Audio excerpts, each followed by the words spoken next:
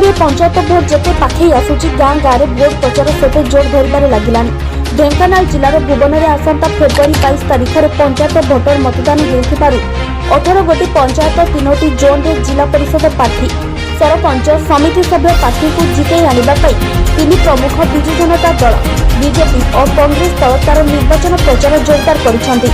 आज विजु जनता दलर तरफरु मंत्री प्रफुल्ल कुमार मल्लिक और ढेंकानाल सांसद महेश साहू निर्वाचन मंग धरिथिबा बेले बीजेपी तरफरु पूर्वतन विधायक शत्रुघ्न जेना एवं कांग्रेस साई कामाख्यानगर युव कांग्रेस सभापति विनोद महाराणा प्रार्थी निर्वाचन प्रचार मंगुआल साजिଛନ୍ତି। तेज भुवन ब्लॉक दयादिल निर्वाचन सभार विजु जनता दलर प्रार्थी विपुल भोट जगदीश करने सहित विजु जनता दल विजयी हेब बोली मंत्री श्रीजुक्त प्रफुल्ल कुमार मल्लिक कहथिबा बेले ढेंकानाल जिला महिला विजु जनता दलर सांबादिक तिलोत्तमा चौधरी भुवन 3टी जिला परिषद प्रार्थी घर घर बुली प्रचार करिसेंती। तेबे उभय ढेंकानाल और अनुगुल जिलार जिला परिषद आसन विजु जनता दल दखल करिबो बोली ढेंकानाल सांसद श्रीजुक्त Mahesh Sahu कहिसेंती।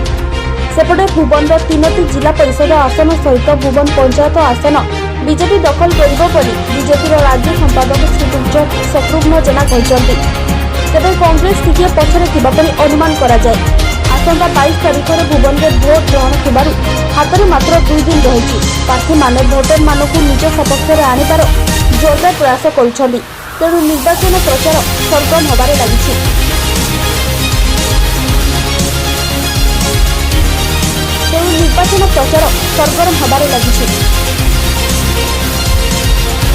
Dhenkanal Pappu Sahu report IN news.